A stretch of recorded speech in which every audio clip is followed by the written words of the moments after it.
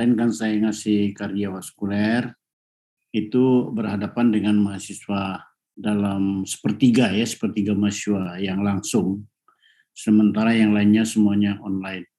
Hari ini artinya semua online ya? Halo? Iya dok. Iya dok. Apa semua sudah siap ya?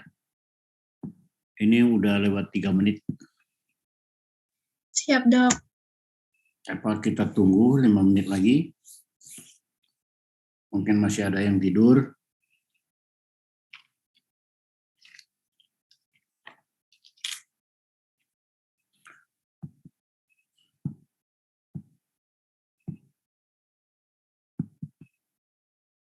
Sampai 13.35 ya.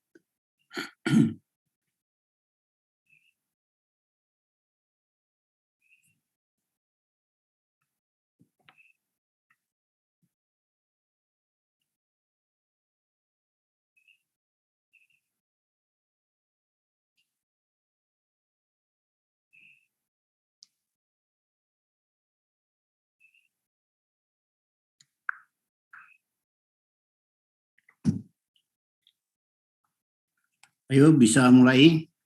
Udah lewat 3 menit, 5 menit ini.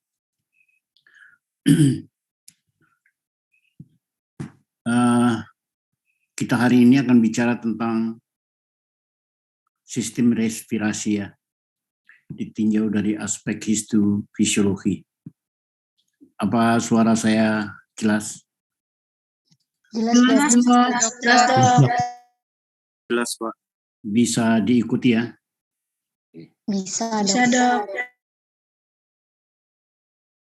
Baiklah, kita mulai saja.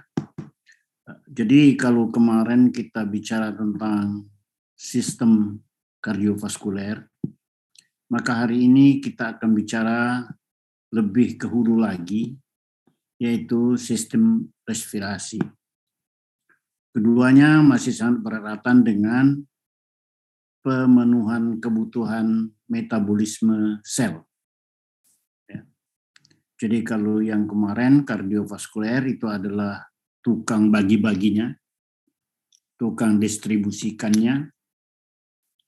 Hari ini kita akan bicara tentang si tukang buatnya, produsennya, yang menghasilkan oksigennya. Kalau kemarin oksigennya itu yang dibagi-bagikan, kalau hari ini adalah sistem yang membuat oksigen itu sehingga dapat dibagi-bagikan ke seluruh sel untuk metabolisme.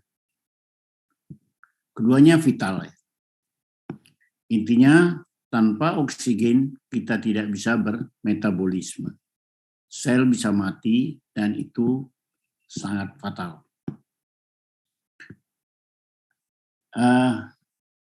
Kita mulai. Ini intinya. Sel butuh metabolisme agar hidup. Dia butuh oksigen dan hasil metabolisme itu CO2. Dan keduanya dalam bentuk gas itu hanya bisa masuk dan keluar melalui sistem respirasi. Jadi kalau kita lihat tahapannya, respirasi itu mulai dari masuknya udara di sekitar kita. Jadi oksigen itu berasalnya dari atmosfer ya, dari udara yang ada di sekitar kita. Jadi udara itu dimasukkan dulu ke dalam saluran respirasi melalui hidung ya, melalui hidung. Nanti di hidung akan dikondisikan agar udara tadi sesuai secara fisiologis dengan tubuh kita.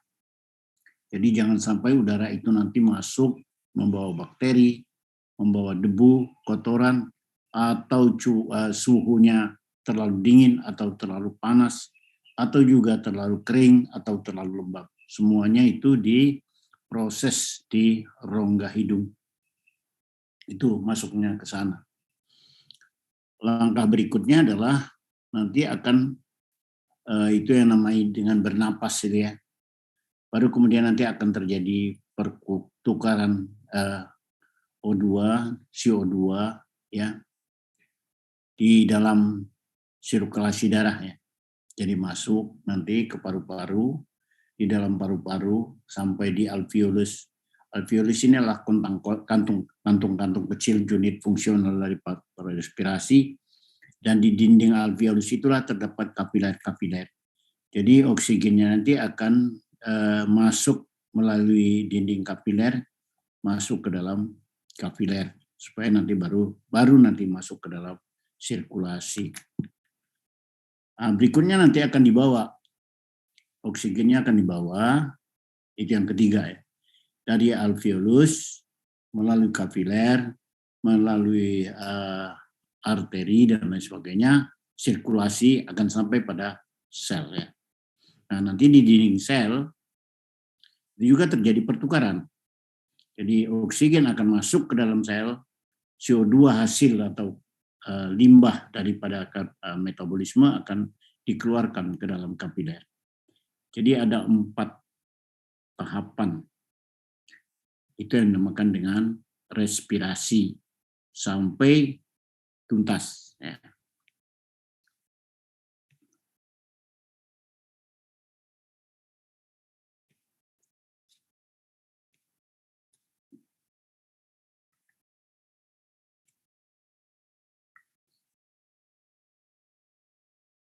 Ini secara simulasi, proses metabolisme ada di sel, ada sirkulasi darah yang menghubungkan antara sel dengan sumber oksigen atau tempat pembuangan CO2, yaitu di alveolus.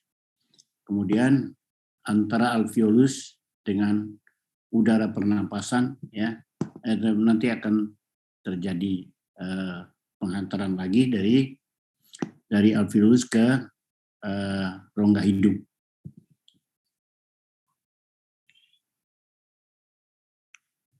Nah, kalau kita lihat organ dari sistem ini, mulai dari atas sampai ke bawah, tidak semuanya di bagian itu terjadinya pertukaran gas. Jadi yang bagian yang hanya tempat lewatnya atau penyaluran daripada udara pernapasan itu yang disebut dengan bagian konduksi. Kemudian di bagian di mana nanti terjadi pertukaran gas ya antara kapiler, darah kapiler dengan alveolus, itu yang disebut dengan bagian respirasi. Jadi kalau unit fungsionalnya adalah alveolus, pada organ di mana belum ditemukan alveolus itu belum terjadi pertukaran gas. Jadi itu adalah bagian konduksi. Nah, kalau sudah ada alveolus, artinya di sana sudah mulai terjadi pertukaran gas. Maka bagian ini disebut dengan komponen respirasi. Jadi ada bagian konduksi hanya menyalurkan dan hanya bagian respirasi. Dari bagian konduksi ini sebetulnya ada bagian yang paling awal itu adalah conditioning ya, mengkondisikan agar udara pernapasan tadi tidak merusak jaringan tubuh kita. Itu ada di hidung, kemudian di paring, sampai ke trakea masih terjadi filtrasi debu atau benda-benda asing. Jadi apa yang jadi bagian konduksi itu bisa hidung, mulai dari hidung, paring, laring, trakea, bronchiolus terminalis. Ke bawahnya, organ-organ seperti bronchiolus itu sudah ada alveolus di sana. Maka bagian yang 4 ini, bronchiolus respirasi, ductus alveolus dan saccus alveolus itu masuk di dalam pas respirasi.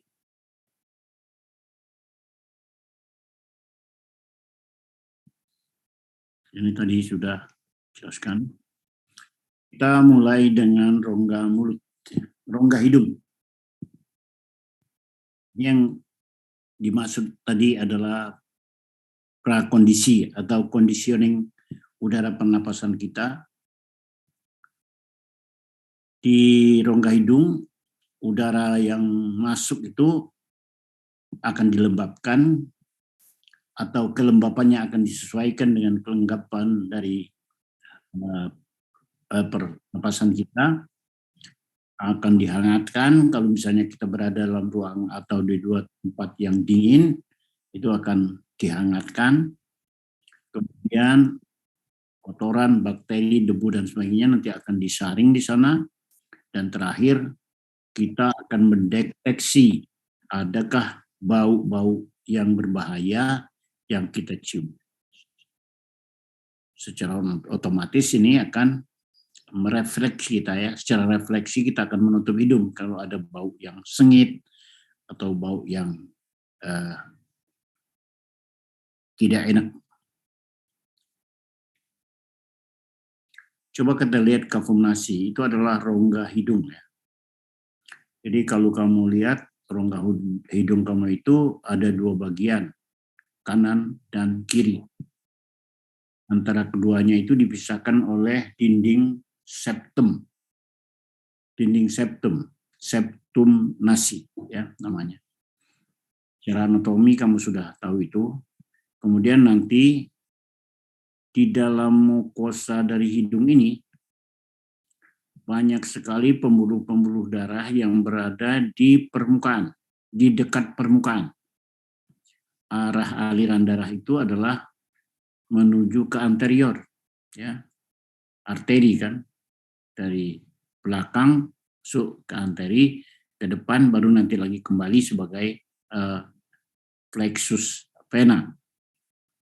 Jadi ini menjelaskan kenapa melalui hidung udara itu bisa jadi dihangatkan, karena di sini banyak kapiler, banyak plexus darah, di mana darah-darah itu membawa suhu tubuh ya, sesuai dengan suhu tubuh. Dan kita bersin. Kenapa itu? Kenapa kita bersin? Karena di hidung ini banyak sekali organ limfoid ya, akan banyak imunoglobulin sehingga sangat sensitif terhadap alergi. Kita lihat strukturnya. Epitelnya sangat bervariasi ya. Kalau di nares dekat hidung itu sama dengan kulit, sama dengan epidermis. Jadi di bagian belakang nares, di daerah vestibula itu kulitnya masih banyak kasar seperti kulit biasa, banyak bulu-bulu rambut. Ini juga berlaku untuk atau berfungsi sebagai filter. Semakin ke belakang, dia menjadi yang disebut dengan epitel respiratorius. Jadi ini tolong dicatat nanti ya, ingat apa yang maksud dengan epitel respiratorius itu adalah epitel pseudokompleks ya. Khas untuk pseudokompleks itu disebut epitel respirasi. Kemudian ada transisi antara yang depan dan belakang itu masih dalam bentuk kuboid atau kolumner, tidak bersilia ya, selapis. Ada lagi untuk fungsi penciuman di sini di bagian atap dari hidung itu mempunyai epitel yang spesifik pula, namanya epitel olfaktorius. Nanti kita akan lihat bagaimana. Nah, kemudian kita lihat pada rongga hidung ini di bawah epitel ada lamina propria. Tadi sudah kita jelaskan, di sini sangat banyak sekali plexus kapiler, vaskuler, vena, banyak sekali ya. Sehingga inilah yang membuat kalau pagi kamu keluarkan napas dari hidung itu jadi hangat ya. Berikutnya di sini ada glandula submukosa. Ini akan menghasilkan sekret, itulah yang menyebabkan hidung kita menjadi lembab. Dan kalau dia agak berlebihan sekresinya akan keluar rinus ya atau ingus. Kemudian di sana elemen-elemen limfoid yang seperti saya katakan tadi itu banyak ditemukan di situ sehingga kulit atau bagian hidung kita sangat sensitif terhadap alergi ya.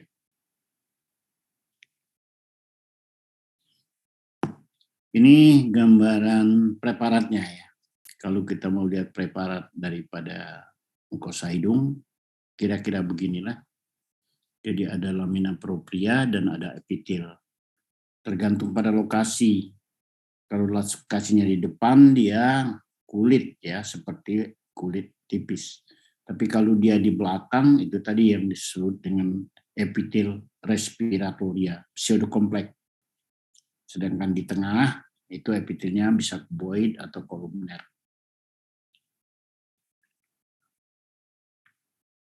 Nah, kita akan melihat regio olfaktoria yang merupakan daerah sensitif terhadap sensasi bau. Ini memang termasuk sebetulnya sarana atau sensor untuk mendeteksi ancaman ya. Jadi terutama pada binatang-binatang yang lebih rendah dari kita itu lebih berfungsi sebagai deteksi ancaman. Jadi dari jauh dia sudah bisa mencium bau musuhnya, bau ancaman. Tapi kalau kita sekarang ini malah kita fungsikan untuk hal-hal yang menyenangkan ya. Kita untuk mencium parfum, enaknya bau parfum, itu dengan alat ini. Sedapnya makanan ya, bisa kita cium atau kita gunakan sensasi olfaktorius ini untuk itu. Bagaimana strukturnya? Di situ ada 4 macam sel ya. Ada sel olfaktorius, ini adalah sel yang sel tadi neurobipolar ya.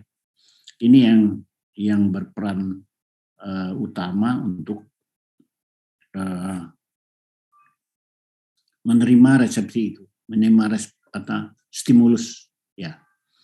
Ini adalah gambar terbalik, gambar skematis dari olfaktorius itu ya. Atapnya di atas, ini adalah yang mukosa hidungnya.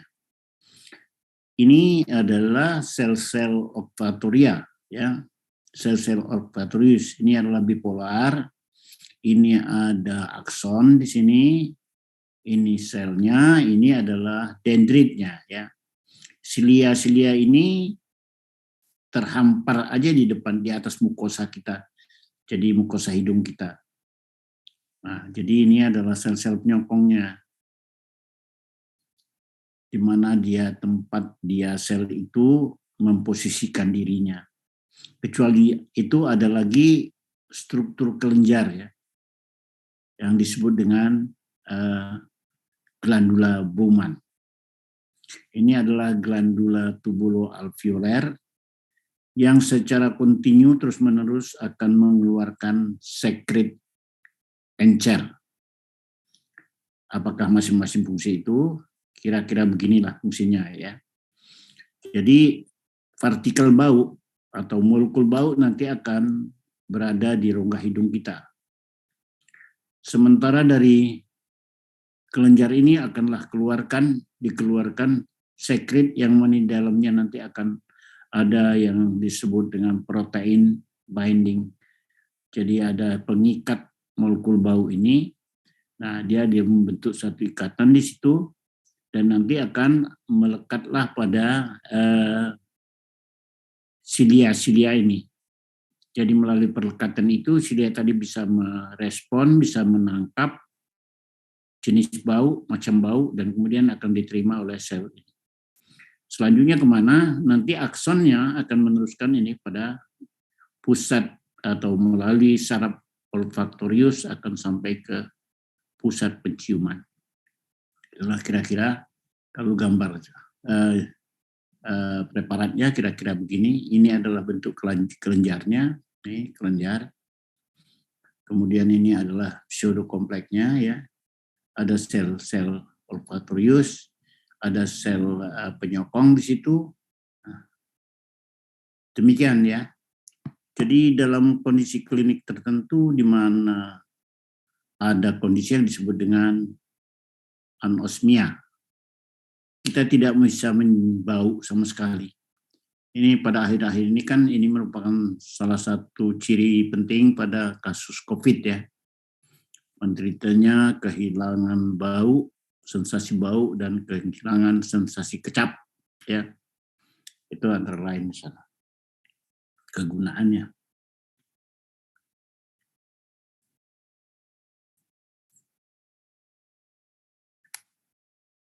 Kita lanjut ya. Ini tadi ya seperti yang tadi ya sudah ini. Nah ini skematiknya aja.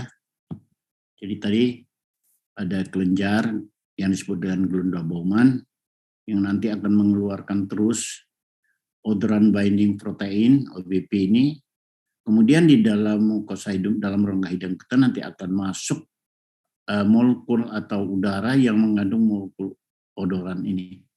Keduanya akan membentuk kompleks ikatan dan dia akan menjadi stimulus dari silia ini. Ini kondisi klinis yang seperti saya katakan tadi, anosmia, rinitis alergika, orang yang sebentar-sebentar pilek, sebentar tak pilek, itu sebenarnya karena alergi ya, dan reaksi vasomotornya itu lebih sensitif atau lebih banyak terjadi di rongga hidung. Karena di situ banyak venola, banyak kapiler, lebih cepat.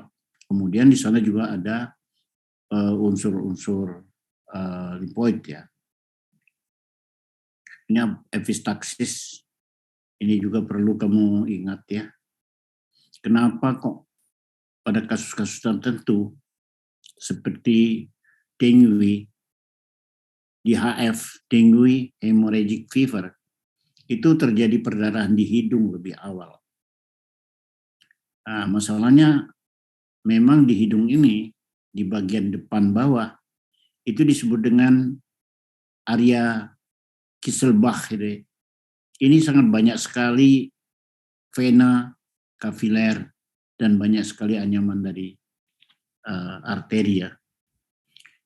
Jadi kalau terjadi kelemahan karena kurangnya trombosit, ya pada dengue itu kan kurangnya trombosit, terjadi perdarahan spontan dari vena, arteri, dan sebagainya ini karena di daerah rongga hidung ini, terutama di daerah Kisselbach itu jumlah pembuluhnya banyak, dan lebih dari itu adalah dia lebih dekat ke permukaan.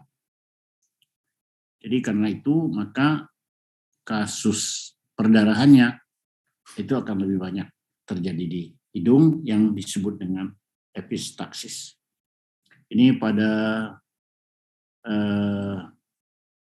musim dengue ya, di mana sedang musim hujan pancaroba, nyamuk demam berdarah itu sedang tumbuh berkembang, nah, kasus ini banyak terjadi. Itu sekilas dari rongga hidung. Kita sekarang turun ke bawah lagi. Sesudah rongga hidung, mulut di bawahnya. Mulut tidak termasuk dalam pernapasan ya. Malah kita kalau dalam kondisi normal tidak boleh bernapas dengan mulut. Kita usahakan melalui hidung. Kalau udaranya melalui mulut, kita akan menghidup udara tanpa ada proteksi. Tidak ada kondisi ya.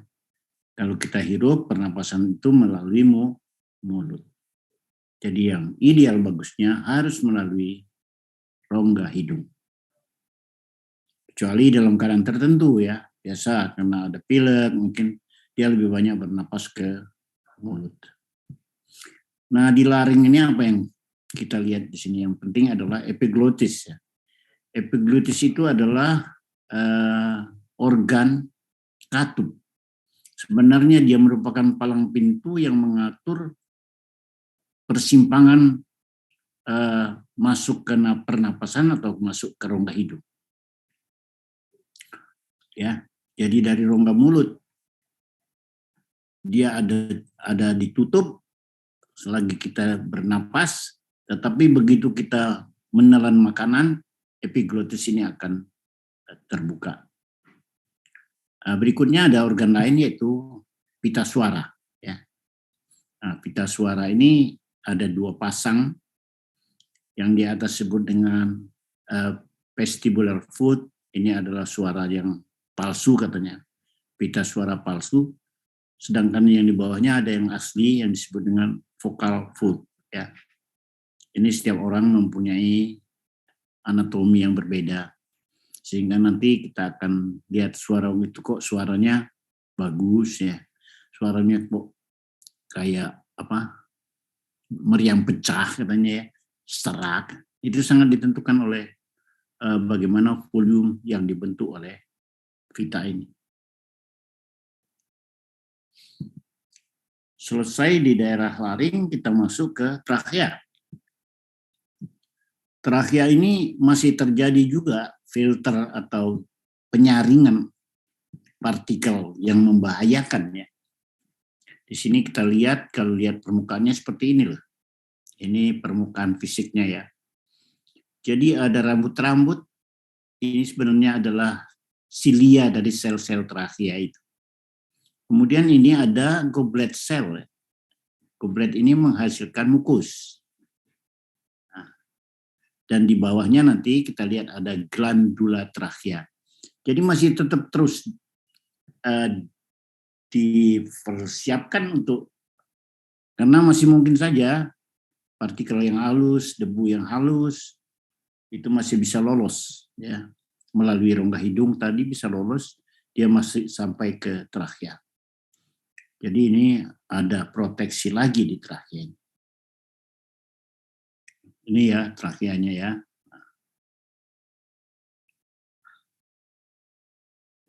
Kita sekarang masuk ke trachea. Sudah tadi trachea.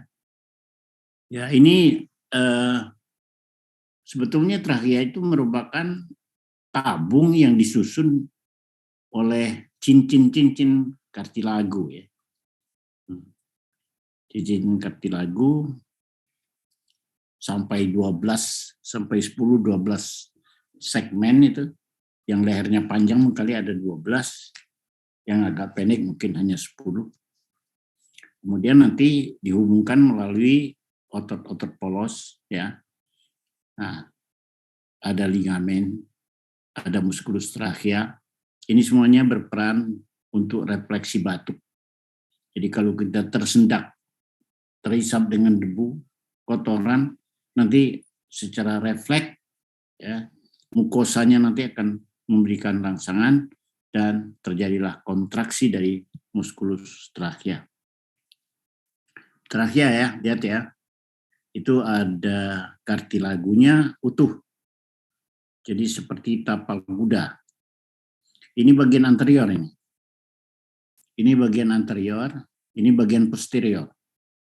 Jadi ini trachea di adventitia, ini di tunika adventitia. Ujungnya itu terbuka. Jadi tidak merupakan cincin atau gelang yang utuh. Bagian belakangnya tetap terbuka. Dan ini memberikan peluang untuk masuknya komponen otot. Itu disebut dengan musculus trachea. Ini kalau kita potong longitudinal jadinya seperti ini. Yang kurung pertama ini adalah mukosa, ya, mukosa. Kurung kedua ini adalah submukosa. Yang ketiga, yang dari sini ke sini adalah bagian adventitia. Mukosa ini ada epitel respirasi. Nah, di sini yang tadi kita ingat lagi, epitel respirasi. Jadi ini merupakan ciri epitel, ciri khas epitel sepanjang saluran pernapasan kita. Ya. Di bawahnya nanti akan kita temukan lapisan lamina propria, ya, di sini. Ini merupakan jaringan longgar. Berikutnya nanti kita akan masuk ke, jadi di sini masih mungkin terdapat juga glandula, tapi di sini yang paling dominan ya pada submukosa. Ini banyak sekali glandula mukus dan serus campuran ya. Dan nanti ini akan bermuara aksesnya ke permukaan trachea. Inilah yang nanti akan mengumpulkan sekret yang keburu masuk. Nanti keburu masuk ke sini dan itu akan dikeluarkan secara refleks ke arah atas. Ya. Jadi karena strategisnya fungsi trachea ini, kita akan lihat nanti ada cleaning service-nya, ya, ada mekanisme khusus untuk membersihkan. Nah, berikutnya lagi yang di bawah, ini yang di dalam tunika adventitia, kita akan temukan komponen kartilago yang tadi ya, yang kita lihat. Ini merupakan ciri kita ingin membedakan apakah itu bronchus primer, apakah ini trachea, apakah ini bronchus primer atau sekunder, apakah ini sudah masuk bronchiolus. Kita harus melihatnya antara lain dengan indikator tunika adventitianya. Bagaimana? Ada tidaknya kartilago hialin, masih utuhnya tidak kartilago hialin, atau apakah dia sudah menjadi segmen-segmen, apa sudah tidak ditemukan lagi. Nanti akan terjadi perubahan secara segmental.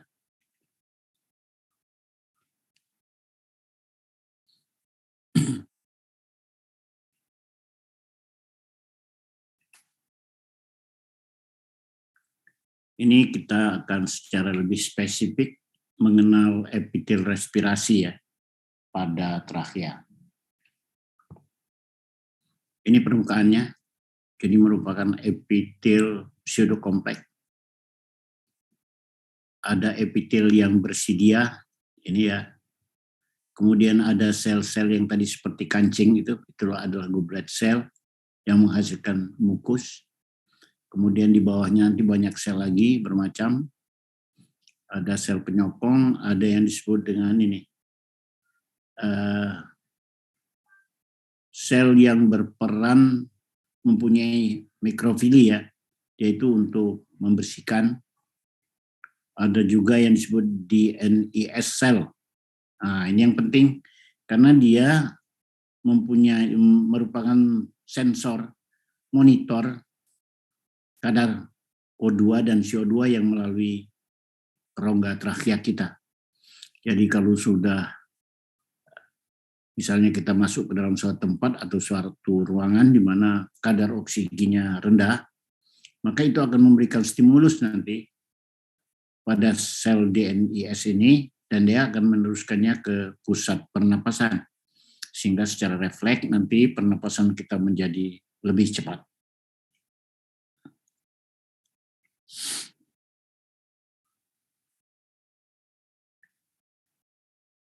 Ini bentuknya yang lebih rinci lagi. Jadi kalau kita menemukan struktur seperti ini, tidak usah ragu lagi bahwa ini adalah epitel respirasi yang ada di trachea. Ini kira-kira coba dibagi ya, coba dipilah.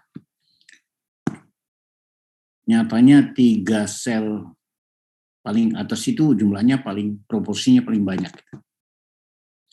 Goblet menghasilkan mukus, kolumner silia itu yang mendorong-dorong cairan, nanti kita akan lihat bagaimana ceritanya. Kemudian sel basal cukup banyak, 30% ya. Ini merupakan stem cell. Karena angka kerusakan sel di trachea ini cukup tinggi. Kerjanya yang cukup berat, apalagi perokok ya, itu kerjanya sangat berat. Kemudian kita banyak juga kontak dengan polutan, jadi kemungkinan sekali banyak terjadi kerusakan pada selnya dan itu harus diganti. Sel-sel pengganti ini yang disebut dengan sel basal, dia berada di bawah. Ya.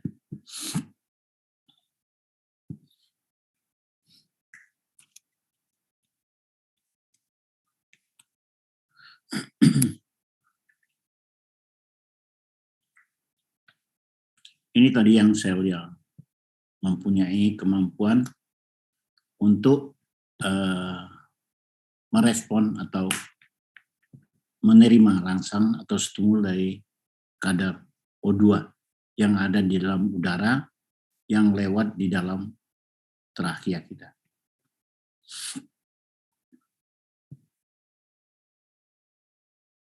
Jadi secara refleks sistem yang ada dalam tubuh kita ini sudah mempunyai sistem untuk tetap menjaga keseimbangan itu. Itu yang disebut dengan hemostasis. Hemostasis. Jadi kalau kita kekurangan oksigen, lingkungan yang kurang oksigen, otomatis nanti sensor itu akan disampaikan atau diterima oleh trachea untuk pernapasan, dan otomatis juga seperti yang saya ceritakan kemarin akan terjadi peningkatan denyut jantung agar intensitas atau frekuensi pengangkutan oksigen itu lebih cepat. Jangan sampai sel-sel kita mengalami anoksia. Ini yang akan kita coba lihat bagaimana mekanisme trachea di dalam membersihkan permukaannya. Permukaan trachea ini belum bebas dari partikel asing yang masuk. Melalui hidung hanya yang kasar-kasar saja. Lewat dia masuk ke trachea. Nah, ini mulai dari timbulnya refleks batuk ya, kemudian nanti terjadi, kita akan lihat bagaimana sistemnya. Itu adalah ada sel bersilia ya. Komponen pertamanya sel bersilia. Ini silianya ini agar terus bergerak, ya, bergerak membentuk gelombang, menggerakkan ke arah orofaring. Kemudian di situ ada glandula goblet, ya, ada glandula serus. Glandula serus ini secara kontinua akan terus menghasilkan muserus, ya, cairan serus yang bukan mukus ya, serus. Jadi dia seperti air. Nah, dia akan menenggelamkan ini, silianya tenggelam dan dia berada di sini. Nah, ini terus karena silianya bergerak, dia akan dialirkan ke arah anterior. Nah, bagaimana dengan goblet? Goblet dia akan juga menghasilkan mukus. Nah, kalau kamu sudah biasa, fenomena ini akan kamu lihat. Pada air dalam gelas, kamu masukkan minyak, ya, minyak sayur, maka airnya tetap di bawah, minyak sayurnya yang di atas. Nah, metode yang dasar ini juga terjadi di sini. Jadi sepertinya mukus yang dihasilkan oleh goblet ini akan terapung di dalam serus yang dihasilkan oleh glandula serusa. Ini terus bergerak. Nah, jadi ada aliran ya, aliran serus yang di atasnya ada mukus yang terapung. Nah, sekarang bagaimana terjadinya kalau misalnya ada partikel atau debu masuk, ya, terperangkap di dalam permukaan ini, di dalam mukus ini, dan dia akan hanyut dibawa ke arah orofaring. Ini akan akumulatif, kalau dia sudah cukup banyak, dia akan menjadi yang disebut dengan sputum, ya, dahak. Itu kira-kira mekanismenya, bagaimana secara refleks, secara kontinu, tanpa kamu kasih honor, tanpa kamu bayar, tanpa kamu perintah, dia akan terus membersihkan permukaan trakea kita. Jadi kalau kamu kasihan sama sistem ini, ya janganlah menghirup polutan, janganlah ngerokok gitu ya, supaya ini juga jadi puas dia, senang, kerjanya nggak banyak. Tapi kalau kamu merokok, itu partikel debunya akan banyak masuk dan itu sistem ini akan bekerja lebih berat. Nah, ini coba saya angkat, moga-moga nanti ada gunanya juga bagi kamu di klinik ya. Apabila sistem pernapasan kita dalam hal ini trakea ya, terkena kronik, secara kronik ini iritasi polutan. Katakanlah sekarang tembakau ya, rokok. Apa yang terjadi? Oleh karena itu iritan yang harus sudah dikeluarkan, mereka kerja lebih berat. Nah, sel goblet itu akan jadi lebih banyak. Karena nggak cukup kalau hanya yang seperti yang ada. Kemudian glandula submukosa juga akan besar. Kemudian akan sekresi banyak. Nah, hal-hal ini tentu akan merubah struktur dari trakea. Akibatnya apa? Kalau terlalu lama, itu bisa terjadi metaplasi sel respirasi. Sel epitel mengalami metaplasi dari pseudokompleks, dari epitel respirasi berubah menjadi squamous kompleks, ya. Squamous kompleks. Karena bentuk ini adalah bentuk yang lebih tahan, lebih kuat. Sedangkan yang tadi itu kurang kuat atau lemah terhadap rangsangan yang terjadi terus-menerus.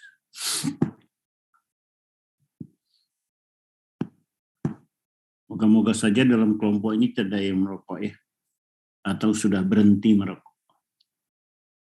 Karena sedang dengan melihat ini, Anda sudah bisa mengoreksi diri apa risiko yang akan terjadi. Sudah terakhir kita akan masuk ke rangkaian berikutnya, masih di dalam pars konduksi ya, bronchus. Jadi bronchus ini merupakan cabang. Trakea bercabang dua, kiri kanan, satu ke paru-paru kiri, satu ke paru-paru kanan. Itu yang sebelah kiri, itu posisinya itu lebih vertikal ya. Sebelah kanan lebih vertikal dibanding dengan yang sebelah kiri. Nah, ada perubahan struktur antara trakea ke bronchus. Pertama tentunya diameternya akan lebih kecil. Tapi strukturnya masih sama.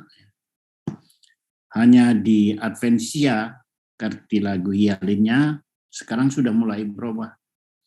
Kalau pada bronchus, pada trakea masih utuh, pada bronchus sudah mulai gepeng-gepeng atau bentuknya tidak sempurna lagi, maka pada bronchus ini dia sudah terpecah-pecah ya. Katanya seperti pulau-pulau, sudah segmental. Jadi kalau kamu temukan nanti di adventisianya adalah kartilagunya sudah segmental, wah ini artinya dia bukan lagi di bronchus. bukan lagi di tranchea, ya. Tapi dia sudah masuk ke bronchus. Inilah dia bronchus. Kita lihat ini adalah kartilagunya ya. Nah, kemudian nanti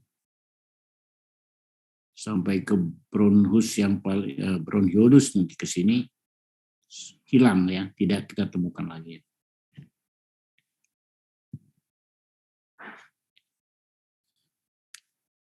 Dari bronchus kita masuk ke bronchiolus ya. Jadi ini bronchus primer itu masih di luar paru-paru. Bronchus sekunder dia sudah masuk di dalam paru-paru. Nah, nanti di ujungnya cabang lagi dia akan membentuk bronchiolus ya.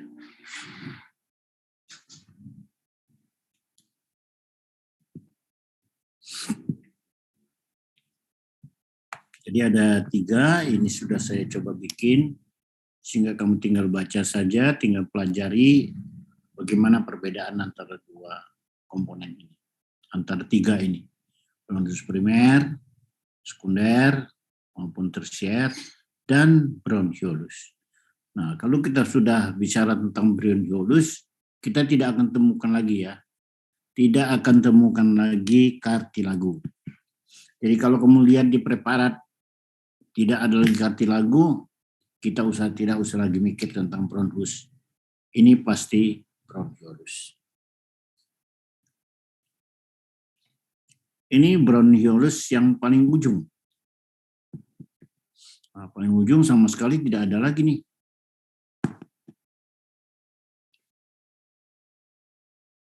Jadi di sini sudah tidak ditemukan lagi adanya kartilagu, tapi masih utuh dindingnya ya, masih utuh. Masih dalam bentuk selnya juga masih berbentuk silia ya, kuboid silia, tidak lagi pseudokompleks. Ini maksudnya adalah supaya karena dia lebih kecil, permukaannya lebih kecil, akan lebih lapang lagi kalau epitelnya juga udah diganti. Dan juga pada bronchiolus ini dianggap udaranya sudah bersih lah ya, sudah bisa difilter, disaring oleh trachea. Ini hanya skematik. Saya ingin mencoba menunjukkan adanya perbedaan tadi. Kalau di epitel kita akan lihat mulai dari trachea terus sampai ke bronchus ya. Ini masih epitel respirasi. Tapi setelah sampai di bronchiolus ya, kita nanti hanya menemukan kolumner saja. Kemudian goblet cell juga. Jadi yang sangat banyak itu pada trachea ya. Pada bronchus primer juga sangat banyak. Tapi begitu kita sudah masuk ke bronchiolus, malah dia sudah tidak ada lagi. Nah, tapi pada bronchus dia masih sisa-sisa aja. Kemudian glandula juga sama demikian. Nanti pada bronchiolus itu sudah semakin sedikit dan akhirnya hilang sama sekali. Nah, ini gambaran preparatnya ya. Di sini tampak preparat lumen ya, suatu potongan melintang suatu saluran lumen. Kamu lihat di situ pertama, lihatlah dulu ada enggak komponen atau unsur kartilagu. Sini ada ya. Artinya ini masih bronchus. Nah, masih bronchus. Jadi baru nanti lihat yang lainnya, selnya barangkali tidak lagi pseudokompleks, sudah semakin berkurang, sudah kolumner bersedia. Kemudian kita lihat di sini, ini adalah di mana tidak sama sekali kita temukan kartilagu. Jadi kalau ini sudah kita temukan begini, kita tidak usah mikir lagi yang lain. Ini pasti adalah bronchiolus. Di sini juga nanti kita akan temukan sel gobletnya semakin sedikit. Kalau kelenjarnya sudah nggak ada. Ini beberapa perubahan struktur yang terjadi ya. Bisa kamu baca ini. Dari bronchus ke bronchiolus. Epitelnya bagaimana? Berubah secara gradual ya. Dari tinggi menjadi rendah. Kemudian malah nanti kuboid rendah. Di lamina proprianya juga kamu bisa lihat semakin tipis ya. Juga lihat unsur kartilagus seperti saya katakan tadi. Kalau bronchus primer, lempengan yang irreguler bentuknya. Kalau dia di sekunder malah sudah pulau-pulau, segmental. Nah, di bronchiolus itu tidak kita temukan lagi.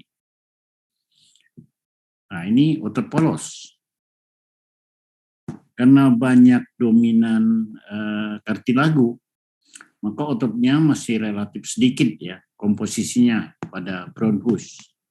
Tapi pada bronchiolus, karena sini tidak ada lagi kartilagu, maka itu akan diisi oleh komponen otot polos. Ini menjelaskan kenapa pada penderita asma yang paling rentan menyempit itu sebenarnya adalah bronchiolus. Karena kerangkanya kartilagu sudah tidak ada. Dominan itu adalah otot polos. Sementara yang terjadi pada asma itu adalah kontraksi otot polos. Sudah tidak ada yang menyangga, tidak ada yang menahan, kontraksinya hebat.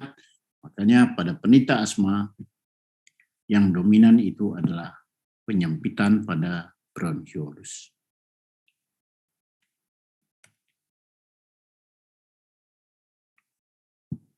Ini hubungan kliniknya seperti yang saya ceritakan tadi pada penderita asma. Jadi otot polos bronchiolus itu dikontrol oleh saraf parasimpatis ya. Jadi dia berkontraksi parasimpatis. Kalau kita kasih adrenalin atau epinefrin, dia malah mengalami relaksasi ya. Ini lagi-lagi penampang coba saya paparkan padamu perbedaan antara trachea, bronchus, bronchial, dan bronchialis terminalis. Semuanya ini masih dalam komponen konduksi. Jadi masih dalam penyaluran. Nah, tetapi kita kalau sudah lewat terminal bronchiolus terminalis, kita artinya sudah bertemu dengan komponen alveolus, artinya kita sudah masuk ke bagian respirasi. Ini masih sekelumit tentang bronchiolus. Ada dua bagian bronchiolus ininya. Bronchiolus yang di atas itu bronchiolus terminal, kemudian yang di bawahnya akan perpindahannya menjadi bronchiolus respirasi, karena di sana sudah mulai ada komponen alveolus. Ini masih yang tadi. Yang saya ingin tunjukkan di sini adalah benar bahwa di bronchiolus itu tidak ada lagi komponen kartilagu dan glandula. Glandula, kartilagu sudah tidak ada lagi. Kemudian gobletnya juga sudah semakin sedikit. Dan pada terminal malah gobletnya tidak ada. Habis, tidak ada lagi. Dan malah ini diganti ada yang disebut dengan sel clara. Sel clara ini menghasilkan komponen protein dan ini fungsinya kira-kira mempertahankan lumen dari bronchiolus agar tetap sempurna fungsinya. Jadi kira-kira menggantikan goblet lah.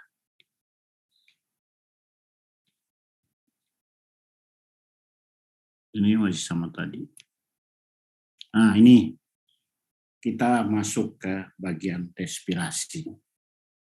Jadi ini masih ada komponen bronchiolus, tapi bronchiolusnya ini sudah ada di dindingnya, sudah ada mulai ada alveolus ya, membentuk dindingnya. Nah, ini baru nanti akan masuk ke bagian unit fungsional dari paru kita,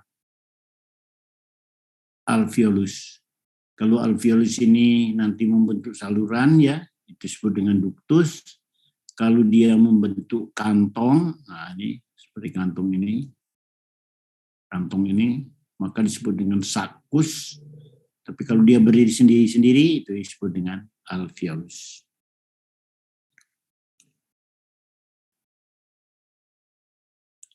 Jadi bronchiolus respirasi adalah bronchiolus di mana dindingnya itu beberapa bagiannya, beberapa tempatnya sudah diganti oleh alveolus ya. Jadi diinterupsi oleh alveolus. Nah, inilah yang disebut dengan unit fungsional dari paru-paru kita.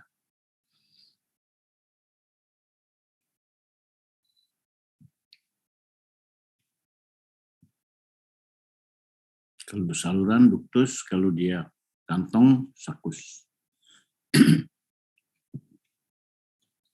Kita lihat bagaimana alveolus. Ini mekanisme pertukaran komponen gasnya ya. Ini adalah kapiler di septumnya. Kemudian ini adalah alveolusnya ya. Ini sel alveolus. Jadi butir atau darah merah ini nanti akan melepaskan oksigen masuk ke dalam kapiler septum, sedangkan dia akan melepaskan CO2 masuk ke dalam dinding kapiler.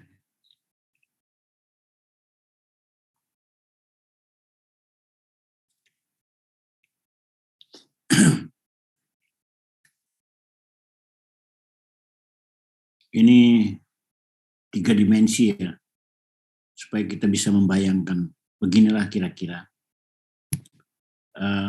fungsi paru-paru kita. Ini alveolus. Kapiler itu ada di dalam septum ini. Jadi kita lihat bagaimana butir darah itu pas-pasan baik lewatnya, ya, pas-pasan baik. Nah, jadi pertukarannya itu antara udara di dalam ini dengan darah yang ada di dalam kapiler.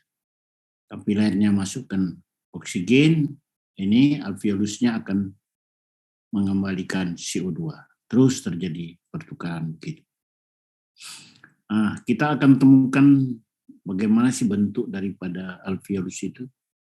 Jadi ini ada 2 alveolus, 1, 2, 3 ya. Ada sekat pemisah yang disebut dengan septum alveolus. Ini adalah jaringan ikat longgar. Jadi di dalam single nanti akan terdapat jaringan kapiler. Ya.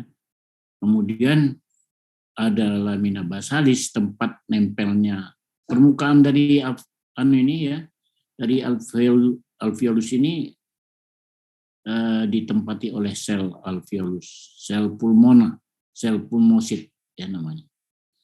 Sel pulmosit. Ada 2 macam, pneumosit 1 dan pneumosit 2.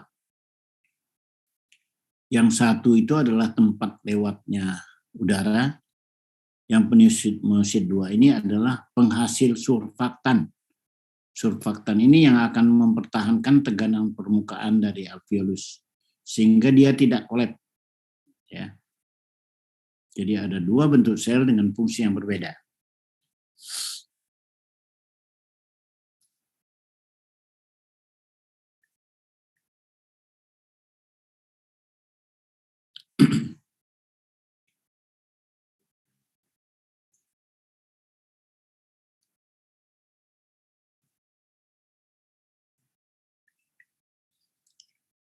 Nah, ini dari simulasi ini kita lihat ada bilik-bilik ya.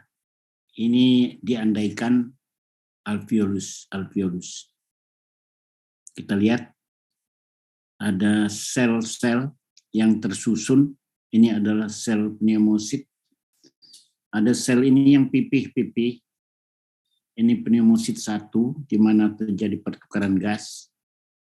Ada yang kuboid. Ya, ini kuboid.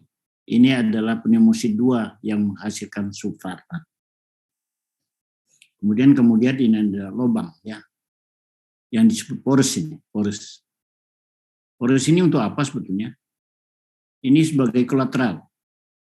Jadi kalau ada sumbatan dari daerah sini nanti, misalnya ya dari bronkiolus terminal sebelah kanan ada sumbatan, yang bagian yang dilayaninya tidak langsung kolap, karena dia akan masih menerima udara dari sebelahnya. Ini yang guna daripada yang porus ini. Nah, ini akan lebih jelas lagi. Ini alveolus. Nah, ini septumnya.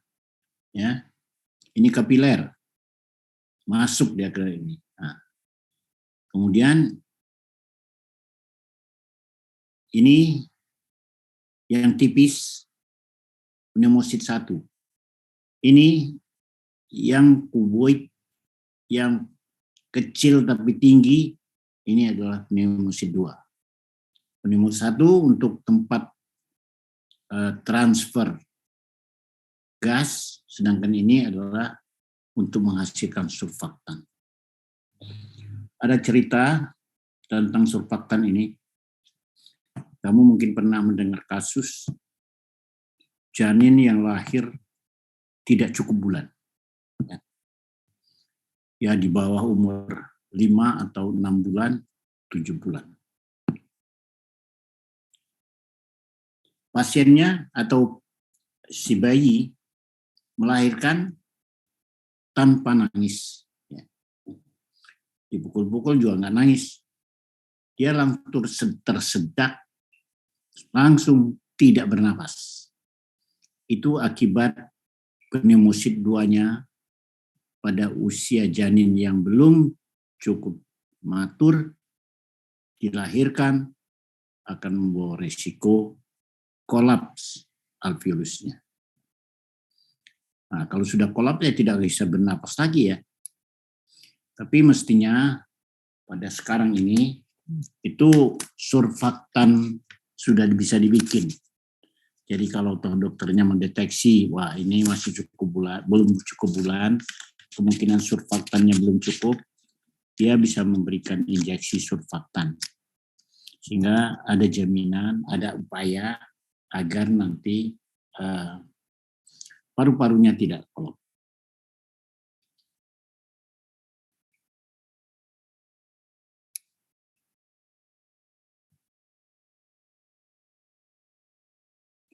Jadi pneumosit 1 inilah yang berperan untuk terjadi pertukaran gas.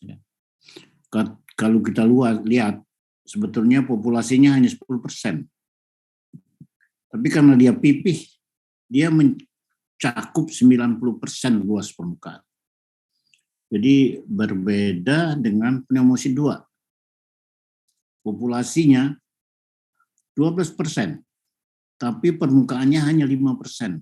Jadi dia hanya menempati posisi 5% saja dari permukaan alveolus. Ini yang surfaktan tadi ya, ceritanya. Nah, ini yang cerita tadi. Jadi cara mengatasinya biasanya adalah diberikan surfaktan kombinasi dengan kortikosteroid.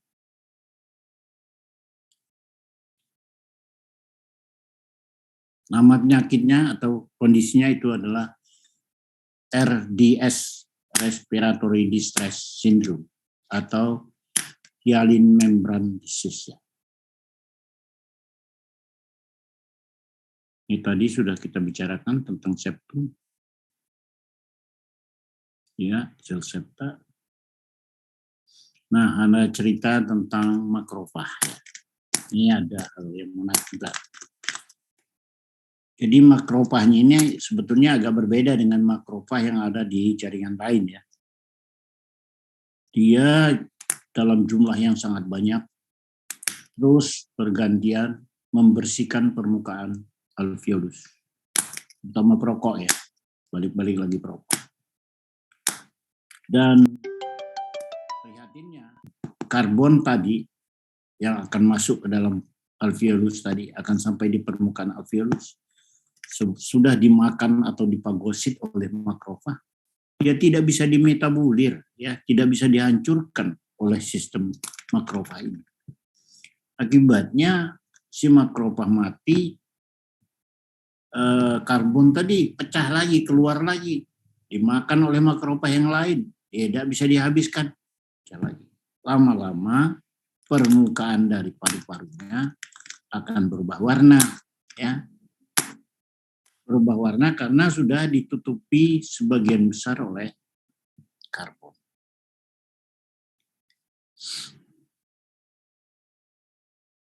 Ini nanti bisa kamu baca.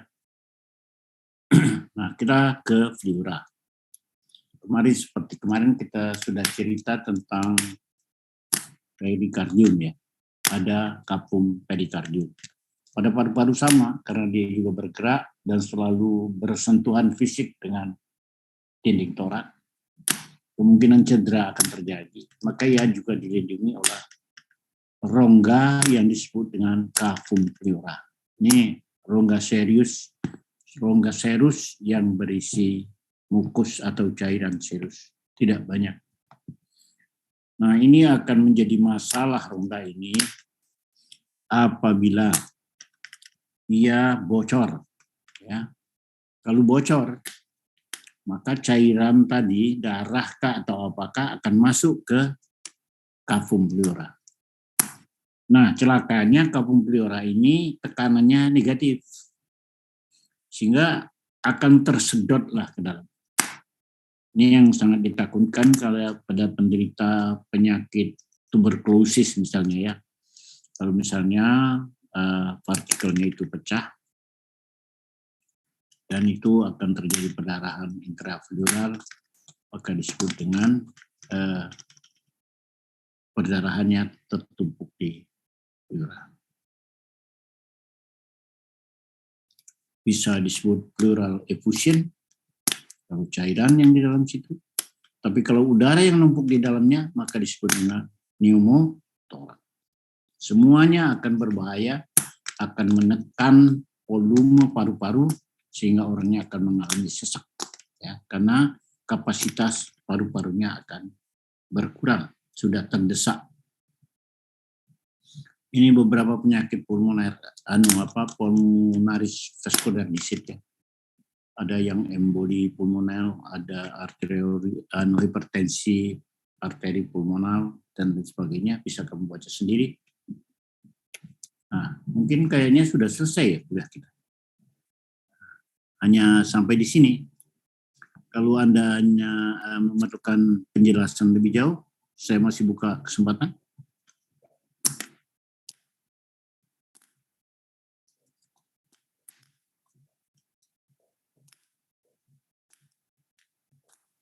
Ya. Izin bertanya, dokter. Ya. Perkenalkan, nama saya Randini Murdiatri dari kelas beta. Kalau misalnya surfaktan parunya itu dihasilkan berlebih, itu penyakitnya apa ya, dok? Terima kasih. Oh, belum ada cerita tentang berlebih. Tapi yang terjadi adalah kekurangan. Ya. Jadi kekurangan surfaktan ini yang menyebabkan tekanan permukaan parunya menjadi tinggi. Itu yang menjadikan kolap. Nggak berkembang istilahnya. Itu kalau dalam keadaan jumlahnya. Tapi kalau jumlah berlebihan, belum pernah dengar saya ya. Kayaknya sih biasa-biasa aja itu. Itu pun bukan suatu penyakit sebetulnya. Itu adalah akibat belum matang. Ya. Usianya belum matang, dia udah dilahirkan. Jadi sel pneumosit 2-nya itu belum sempurna menghasilkan surfaktan. Ada yang lain? Saya kira itu cukup lah.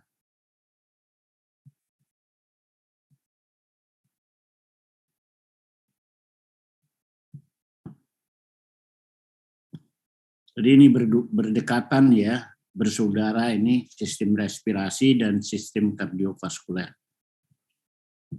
Saling sama-sama potensial, sama-sama vital. Dan dia berperan penting dalam proses hemostasis.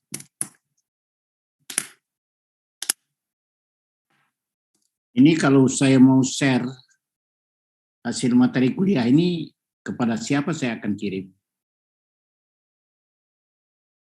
Ini dalam kelompok ini ada yang mengkoordinasi.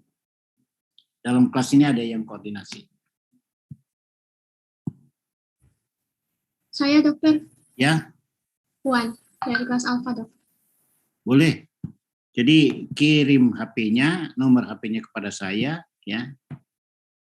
Nanti akan saya kirim. Dengan harapan materi ini, karena cukup sulit ya, bertahun-tahun saya buat ini.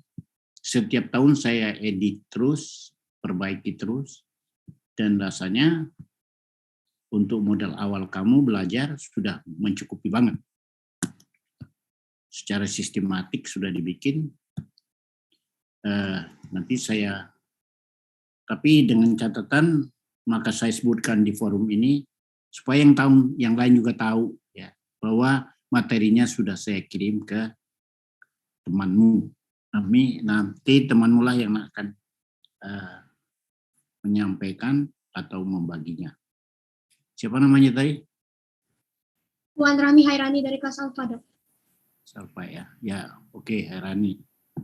Kalau tidak ada pertanyaan lagi, kita akhiri saja pertemuan kita sore ini.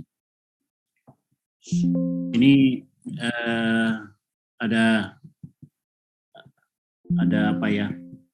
Ada kondisi yang tidak kita harapkan aja sebenarnya. Saya berencana pagi tadi tetap akan daring ya, akan tetap muka dengan kamu karena sayang sih kalau tidak berkenalan langsung. Tapi karena kondisi saya pulang dari kuliah kemarin itu tidak fit ya. Jadi saya minta untuk dirubah aja melalui daring. Melalui daring. Ya, kalau sudah kita selesaikan di sini. Assalamualaikum warahmatullahi wabarakatuh. Waalaikumsalam. Terima kasih, Dok. Warahmatullahi wabarakatuh. Warahmatullahi wabarakatuh. Dokter. Dok. Terima kasih, Dok. Dokter.